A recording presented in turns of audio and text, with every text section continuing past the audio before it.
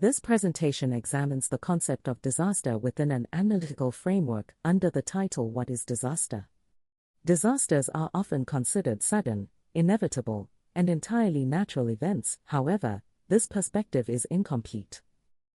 Disasters emerged through the interaction of hazards with vulnerable settlements, inadequate planning, social inequalities, and limited response capacity.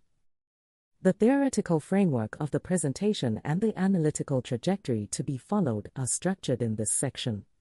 First, the learning objectives are defined in order to clarify the scope and boundaries of the study. This is followed by a conceptual distinction between emergencies and disasters, with their differences discussed particularly in terms of response capacity, scale, and continuity. The primary learning objectives of the study are structured under three main headings. First, it aims to clearly and consistently establish the conceptual framework of the notions of emergency and disaster. Although these two concepts are often used interchangeably in everyday language, they carry distinct meanings and functions within the literature on disaster management and planning. The second objective is to analytically explain the distinction between emergencies and disasters, particularly in terms of response capacity, scale, and temporal dimensions. The concept of an emergency refers to events that threaten human life, the environment, or property, yet can be managed through existing institutional structures and local resources. Such situations typically require rapid decision-making, effective coordination, and timely intervention. However, as long as response capacity is not exceeded, the basic functioning of the system can be maintained. The defining characteristic of emergencies is that their impacts remain limited and that response processes are primarily conducted at the local level. In this context, traffic accidents, locally occurring fires, or limited infrastructure failures may be classified as emergencies. The concept of disaster refers to a severe and widespread disruption of functioning that exceeds the limits of a society's or system's own resources and institutional capacity. Disasters do not occur solely as a result of the emergence of a hazard, rather, they arise from the interaction of that hazard with high levels of exposure, structural and social vulnerabilities, and limited response capacity. This interaction produces multidimensional consequences, including loss of life, physical destruction, economic damage, and environmental degradation. The emergence of disasters is a complex process that cannot be reduced to a single cause. Although disasters generally originate from natural, technological, and human-induced hazards, the transformation of these hazards into disasters is directly related to structural factors such as exposure, vulnerability, and response capacity. Earthquakes, floods, storms, and droughts constitute examples of natural hazards, whereas industrial accidents, nuclear leaks, and large-scale infrastructure failures are classified as technological hazards. However, the presence of a hazard alone is not sufficient to define a disaster.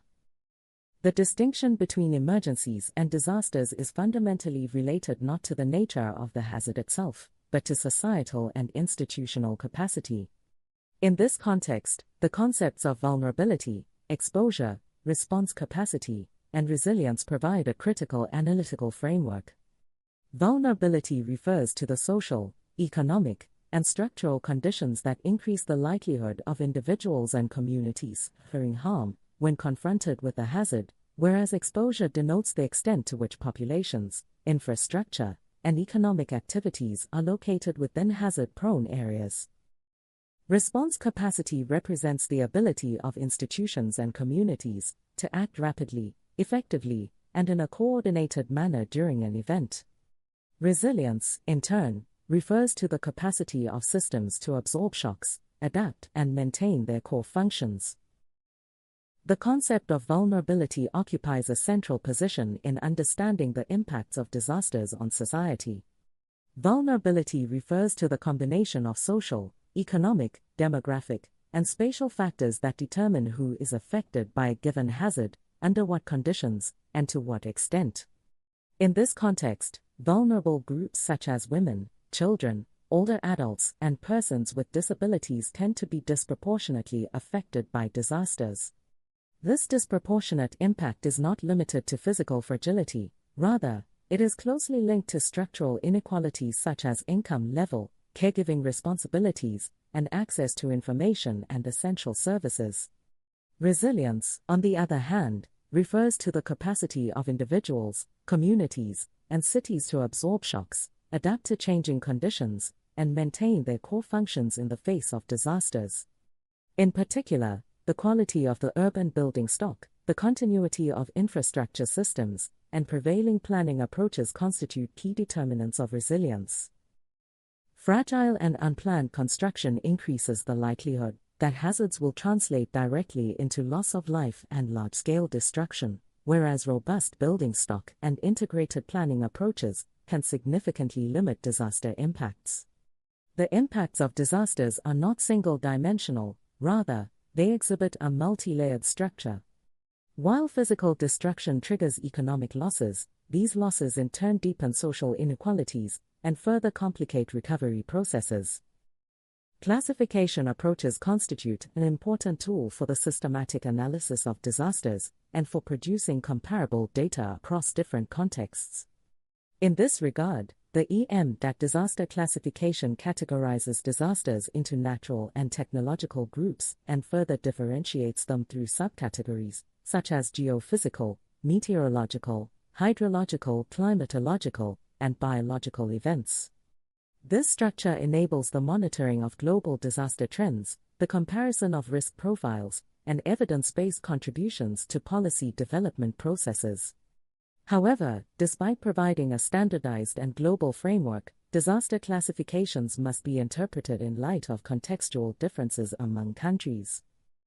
Geographic, climatic, economic, and social conditions vary significantly, causing certain disaster types to emerge as primary risks in some regions while remaining secondary or limited in others. For instance, drought constitutes a central disaster risk in agriculture-dependent and semi-arid regions, whereas it may represent a lower priority in countries with more abundant water resources. The impacts of disasters often extend beyond direct physical damage, producing multi-layered consequences across structural, infrastructural, and environmental dimensions. Structural impacts encompass damage and destruction affecting residential buildings, public facilities, and industrial sites. Such destruction not only results in loss of life and housing shortages, but also disrupts economic activities and necessitates prolonged reconstruction processes. In contexts where building safety is inadequate, the likelihood that hazards will escalate into disasters increases significantly. Infrastructural impacts constitute one of the most critical determinants of the level of destructiveness associated with disasters. In particular, damage to transportation, energy, communication, and water infrastructure directly affects all phases of disaster management. Physical destruction occurring in logistical infrastructure facilities, such as bridges, ports, airports, and major transportation corridors, leads to delays in search and rescue and relief operations, thereby severely disrupting disaster logistics. Interruptions in energy supply and communication systems further weaken institutional coordination and reduce overall response capacity. The environmental impacts of disasters are equally significant. Landslides, contamination of water resources, forest fires, and ecosystem degradation extend the effects of disasters into the long term. These environmental damages generate persistent risks for public health, food security, and livelihoods. The impacts of disasters are not limited to the direct consequences of the primary hazard, rather, they often evolve into far more extensive and complex patterns of destruction through the emergence of secondary impacts. Secondary impacts refer to cascading events triggered by the disaster, which may appear independent of the initial hazard, but are in fact directly related to it. These impacts can intensify loss of life while simultaneously deepening economic, environmental, and governance-related losses. Tsunamis provide a striking example of secondary disaster impacts. Following the large-scale earthquake that occurred in Japan in 2011, the resulting tsunami caused severe destruction in coastal settlements and led to significant damage at nuclear power facilities, extending the crisis beyond national borders. This case clearly illustrates how the earthquake functioned as the primary hazard, while the tsunami acted as a secondary impact that multiplied the overall level of destruction.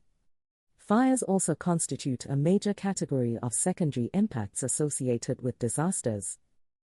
In Turkey, the fire that broke out at the port of Iskenderun following the 2023 Kahramanmaraş earthquakes demonstrated how infrastructure damage can generate new risks within industrial and logistical systems. The burning of containers within the port area prevented the fire from being brought under control for several days, thereby not only amplifying physical destruction, but also causing serious disruptions to regional trade and disaster logistics. Another critical secondary impact emerging after disasters is the risk of infectious disease outbreaks. Damage to water supply and sanitation infrastructure following earthquakes and floods, contamination of drinking water sources, and deteriorating hygiene conditions significantly increase the likelihood of disease transmission. The socio-economic impacts of disasters generate profound consequences in both the short and long term, particularly through economic losses. These losses are generally categorized into direct and indirect economic impacts. Direct economic losses refer to physical damages that occur immediately after a disaster, including the destruction of residential and commercial buildings, damage to production facilities, the loss of functionality in infrastructure systems, and the devastation of agricultural land. Such losses are typically easier to quantify, as they can be estimated through reconstruction and replacement costs. Indirect economic losses, by contrast, extend over a longer time horizon and affect the functioning of the broader economic system. Disruptions or slowdowns in production activities, breakdowns in supply chains, employment losses, and contractions in trade volume are among the key elements of this process. These post-disaster economic disruptions result in income losses at both regional and national scales and prolong the recovery process. Disasters occurring in regions with high concentrations of industrial and service activities may also lead to the spatial diffusion of economic impacts. Economic impacts of disasters further place significant pressure on public finances. While public expenditures increase due to emergency response, temporary shelter provision, infrastructure repair, and reconstruction efforts, tax revenues may decline as a result of economic contraction. Disasters affect not only the physical environment and economic structures, but also profoundly influence the spatial distribution of populations, demographic composition, and networks of social relations. One of the most visible consequences of these impacts is displacement and migration processes. Following disasters, individuals and households may be forced to leave their places of residence due to the lack of safe housing, limited access to livelihoods, and disruptions in essential services. In regions where the housing stock has suffered extensive damage, such movements may evolve from temporary displacement into permanent population shifts. Displacement processes also affect host communities that receive disaster-induced migrants. In destination areas, increased demand for housing, rising rental prices, and growing pressure on education and healthcare services may generate new social and governance challenges. For populations remaining in disaster-affected areas, demographic structures may change as well, leading to labor force losses, imbalances among age groups, and a decline in overall social productivity. These dynamics further accentuate the long-term implications of disasters for development trajectories. The demographic impacts of disasters also produce significant consequences in the fields of education and social services. Damage to school buildings, their temporary closure, or their use as emergency shelters may result in prolonged interruptions in the education of children and young people. The impacts of disasters are not limited to physical destruction and economic losses, they also produce profound and long-lasting consequences for individual psychological well-being and social cohesion. Loss of life, injuries, and the atmosphere of uncertainty experienced during disasters give rise to intense stress, fear, and anxiety among affected individuals. In the post-disaster period, these emotional responses may evolve into long-term psychological problems, particularly among those who have been directly exposed to traumatic events. Mental health conditions such as post-traumatic stress disorder, depression, and anxiety are widely observed in disaster-affected communities. The psychological impacts of disasters extend beyond the individual level and generate significant consequences at the societal scale. The uncertainty and insecurity that emerge in the aftermath of disasters may weaken public trust in institutions and governance structures. In particular, when response and recovery processes are perceived as inadequate or unjust, social dissatisfaction and institutional distrust may intensify. Such dynamics can undermine social cohesion and negatively affect the sustainability of collective recovery efforts. At the same time, disasters exert a dual influence on social relations. In the short term, tendencies toward solidarity, mutual aid, and collective action may be strengthened. Disasters are considered major shocks that generate both direct and indirect impacts on public finance and the functioning of public services. In the aftermath of a disaster, public expenditure increases substantially, as significant public resources must be allocated to emergency response activities, temporary shelter solutions, the expansion of healthcare services, infrastructure repair, and reconstruction efforts. Because such expenditures are often unplanned, they place considerable pressure on budgetary balances and may lead to the postponement of other public investments.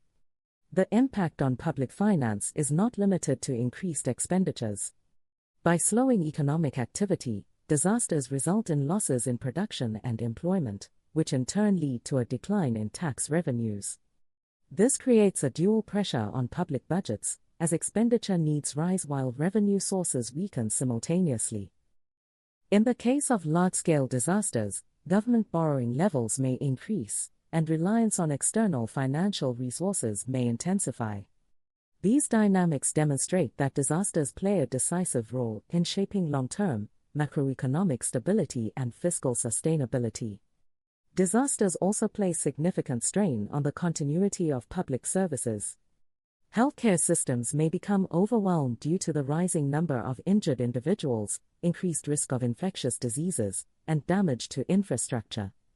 Educational services may be disrupted when school buildings are damaged or repurposed as temporary shelters. Climate change refers to systematic long-term changes in average temperatures, precipitation patterns, and the frequency and intensity of extreme weather events, largely driven by human-induced greenhouse gas emissions. It is particularly important to emphasize that climate change is not a disaster in itself.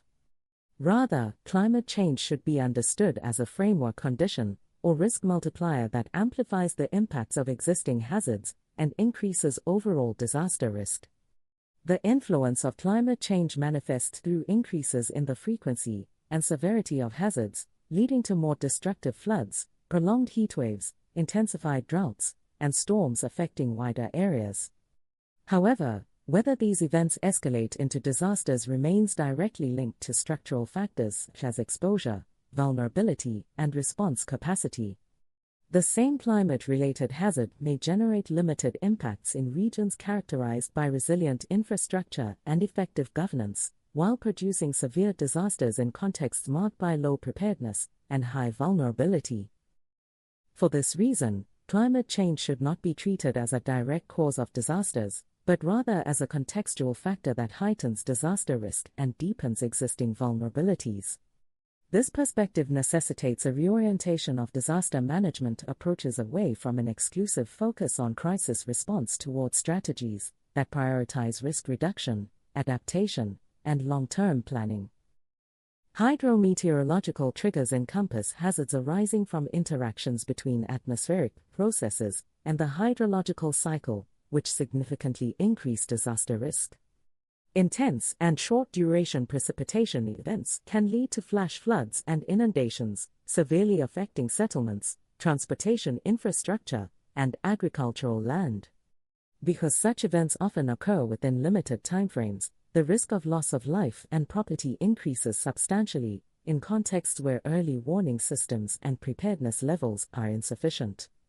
Drought represents another dimension of hydrometeorological processes that develops more slowly but produces highly destructive long-term impacts. Prolonged deficits in precipitation lead to reductions in surface and groundwater resources, declines in agricultural productivity, and the weakening of rural livelihoods.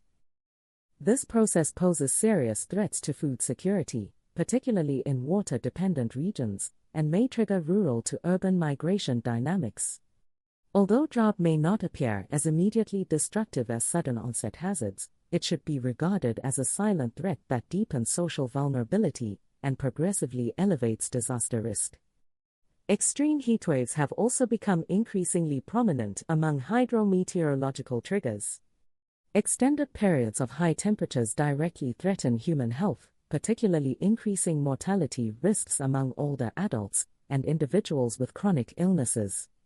At the same time, rising energy demand places additional pressure on electricity infrastructure and creates favorable conditions for wildfires.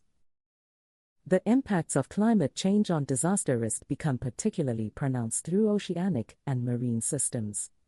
Sea level rise constitutes a structural process resulting from glacier melt and the thermal expansion of oceans due to warming, generating persistent risks across extensive areas, particularly in coastal regions.